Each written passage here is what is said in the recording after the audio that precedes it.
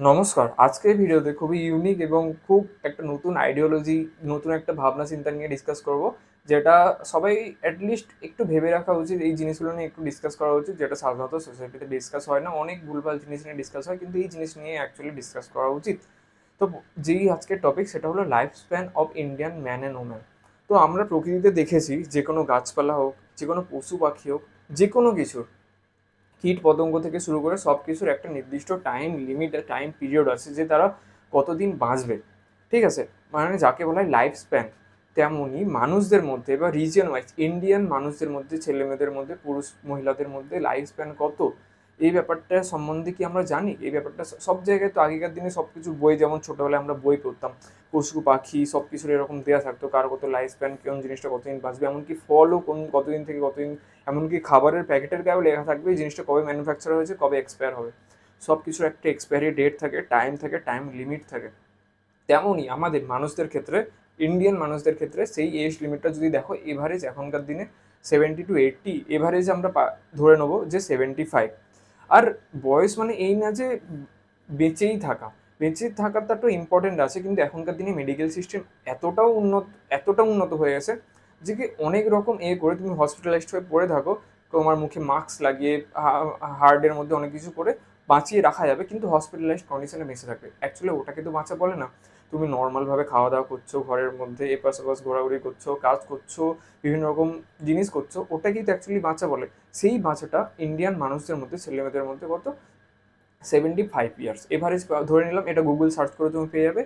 এবার একটা জিনিস বলবো, সব কিছুর যেমন টাইম লিমিট আছে, তেমন এটাও আমাদের এজের একটা টাইম লিমিট আছে। যখন কোনো পরীক্ষা দেওয়া হয়, কোশ্চেন পেপার দেওয়া হয়, তখনও কিন্তু এক টাইম লিমিট দিয়ে দেওয়া হয় যে এই টাইমে তোমার কোশ্চেন পেপার দেওয়া হলো।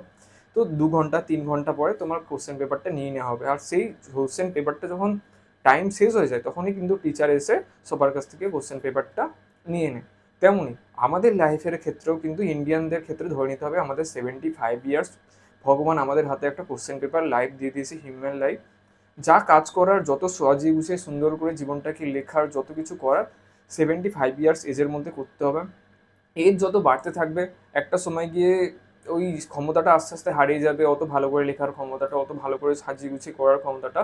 কিন্তু যতটা আমরা পারি ঠিকঠাক সময় এজের মধ্যে আমাদের সাজিয়ে গুছিয়ে প্রেজেন্ট করতে হবে। এবার ব্যাপারটা এই জায়গায় হচ্ছে কি, প্রত্যেকের লাইফে ভগবান আলাদা রকম কোশ্চেন পেপার দিয়েছে। সবার ফ্যামিলিতে একরকম কন্ডিশন দেয়নি, সবার ফাইন্যান্সিয়াল কন্ডিশন একই হয়নি, সবার এনভায়রনমেন্ট, কোথায় জন্ম হয়েছে, কোন ফ্যামিলিতে জন্ম হয়েছে, কীরকম কন্ডিশনে বড় হচ্ছে, কীরকম ফাইন্যান্সিয়াল স্ট্যাটাস আছে, সবার ক্ষেত্রে ভগবান কোশ্চেন পেপারটা আলাদা করে দিয়েছে। এবার সেই কোশ্চেন পেপারটা পেয়ে তুমি এই টাইম লিমিটের মধ্যে 75 ইয়ার্স এজের মধ্যে কতটা সুন্দর করে সাজিয়ে গুছিয়ে লিখতে পারো, এটাই হচ্ছে গিয়ে আমার মতে লাইফ। তো এটার সাথে একটা জিনিস লুকিয়ে আছে, আলটিমেট পারপাস অফ লাইফ কি, অনেকের মধ্যে কোশ্চেন হতে পারে। 75 ইয়ার্সের মধ্যে আমাদের কোন জিনিসটার উপর ফোকাস করে চলা উচিত, আলটিমেট আমাদের পারপাস কী হওয়া উচিত, এই ব্যাপারে আমি অনেক অনলাইনে কনসালটেশন দিই, অনেক কিছু কিছু তথ্য আমাকে বলতে পারো, জ্ঞান বলতে পারো, কিছু কিছু জিনিস আছে। যদি জানতে চাও, হোয়াটসঅ্যাপ নাম্বার আমার ডিসক্রিপশন বক্সে দেওয়া আছে, ডাইরেক্ট নাম্বার সেভ করার পরে হোয়াটসঅ্যাপে কনসাল্ট করতে পারো। হোয়াটসঅ্যাপে টেক্সট করতে পারো, অনলাইনে কনসালটেশন করে আমি সব বুঝিয়ে দেবো কেমন কি কিছু কিছু জিনিস করেছি আমি জানি। তো আমাদের মাইন্ডসেট দেখবে, এই জিনিসটা যদি আমরা মাইন্ডে রাখি না, আমাদের ওয়ার্ক এফিসিয়েন্সি অনেকটা বেড়ে যাবে, কাজ করার যে আমাদের পোটেন্সিয়াল, হ্যাঁ আমাদের এই জিনিসগুলো, তো মানি আর্নিং পোটেন্সিয়ালও বাড়ার একটা চান্স থাকে। যে না, এতদিন আমার এজ যা করার এর মধ্যেই করতে হবে। মাঝখানে কোভিড এসেছিলো, কোভিডে এসে তো একটা সাডেনলি অ্যাক্সিডেন্টাল একটা প্রবলেম হয়ে গেছিলো, কোনো এজ টেজ কোনো কিছু দেখেনি, কখন তার কী হয়েছে কোনো কিছু ঠিক নেই। তো আমাদের মধ্যে এই যে 75 ইয়ার্স একটা এভারেজ তো ধরে নেওয়া উচিত, নাহলে তুমি ধরতে পারো 100 150 200 বছরও ধরতে পারো, কিন্তু মেডিকেল সিস্টেম এখনকার দিনে যা, কোনো দিন কাউকে মরতে দেবে না। তোমার বিল বেড়ে যাবে, তাকে আর্টিফিশিয়াল এই বিভিন্ন মাস্ক টাস্ক পরিয়ে রেখে ঠিক বাঁচিয়ে যাবে, কিন্তু অ্যাকচুয়ালি ওটাকে কি বাঁচা বলে? তুমি বাইরে হাঁটতে পারছো না, নিজের মতো খেতে পারছো না, নিজের মতো কাজ করতে পারছো না, কিছু বলতে পারছো না, ওই জিনিসটা, ওটাই হলো লাইফ। ইন্ডিয়ান্স ম্যান ওমেনদের ক্ষেত্রে ওটা এজ হলো 75। তারপরে গিয়ে ওই ব্যাপারটা, ওই ফিজিক্যাল কন্ডিশন ওই ব্যাপারটা থাকে না। আর বায়োলজিক্যাল এজও একটা আছে 25 30, ওটার ব্যাপারে অন্য একটা ভিডিওতে ডিসকাস করবো, ছেলেমেয়েদের কোন সময় বায়োলজিক্যাল এজ রিপ্রোডাক্টিভ সিস্টেম ঠিকঠাক ফাংশনাল করে। পরে গিয়ে নাহলে বিভিন্ন রকম প্রবলেম হয়, প্রি ম্যাচিওর যে বার্থ ডেলিভারিগুলো হয়, মিসক্যারেজ যেগুলো হয়, এগুলো অনেক রকম ব্যাপার আছে, আজকে ভিতরে ট্রেনিং দিয়ে করবো না। আমাদের মতে এইটা মাথায় রেখে চলা উচিত, ভগবান আমাদের হাতে একটা কোশ্চেন পেপার দিয়ে দিয়েছে 75 ইয়ার্স এজের জন্য। সবার একটা আলাদা আলাদা কোশ্চেন পেপার, কারোর কোশ্চেন পেপার একই নয়।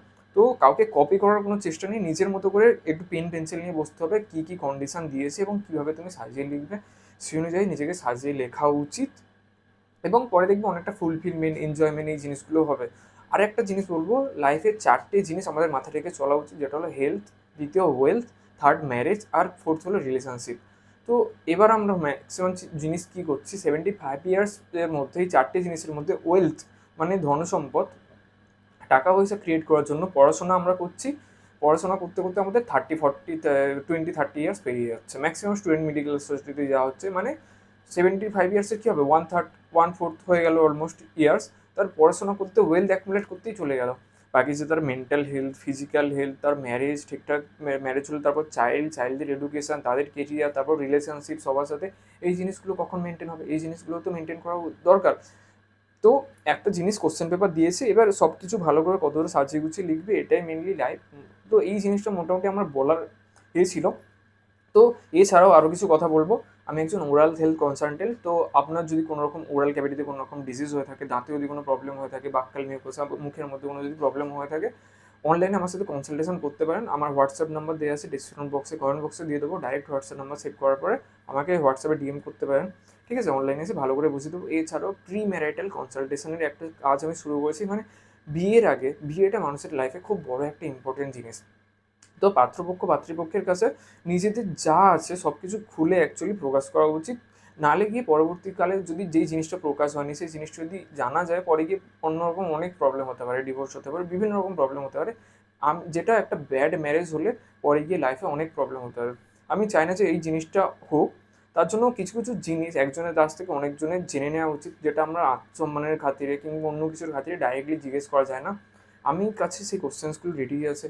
একজন মিডিয়েটার হিসেবে দুজনের মাঝখানে থেকে, দুটো ফ্যামিলির মাঝখানে থেকে কোশ্চেনগুলো তুলে আনবো, আপনাদের কাছে দেওয়ার চেষ্টা করব। এবার ওখান থেকে আপনারা বুঝে যাবেন আপনাদের কীরকম এক্সপেকটেশন, সব কিছু মিট হচ্ছে কিনা। না হলে আমার কাছে চাইলেও আমি সেগুলো জিনিসগুলো বলে দেবো। তো বিয়ের আগে কোন কোন কোশ্চেনগুলো জানা উচিত, একজনের পক্ষ থেকে অন্যজনের কোন কোন জিনিসগুলো জানা উচিত, এই ব্যাপারে যদি কনসালটেশন করতে চাও, এটার ব্যাপারে আমি বলে দেবো। ডাইরেক্ট হোয়াটসঅ্যাপ নাম্বার, একটাই নাম্বার, সেভ করে নিন, ডেসক্রিপশন বক্সে আছে, হোয়াটসঅ্যাপ ডিএম করুন, আমি বলে দেবো কেমন কী ব্যাপার। এছাড়া বিডিএস এমডিএস কোর্স যদি কেউ পড়তে চায়, কোনো এই ডেন্টাল সায়েন্সে পড়তে চায়, এই ব্যাপারে যদি কোনো কনসালটেশন করতে চায়, অনলাইনে এসে আমার সাথে কথা বলতে পারে। বাকি হোয়াটসঅ্যাপে একটা গ্রুপ আছে, জয়েন করে দেওয়ার জন্য রিকোয়েস্ট করবো। এর সাথে একটা পেজ আছে, ফলো করার জন্য রিকোয়েস্ট করবো। প্লিজ চ্যানেলটাকে সাবস্ক্রাইব করে দেওয়ার জন্য, লাইক করার, যদি কোনো প্রশ্ন থাকে কমেন্ট বক্সে কমেন্ট করার জন্য। তো আজকে ভিডিও এখানে শেষ করছি, দেখা হচ্ছে আমাদের নেক্সট ভিডিওতে। নমস্কার, গুড বাই।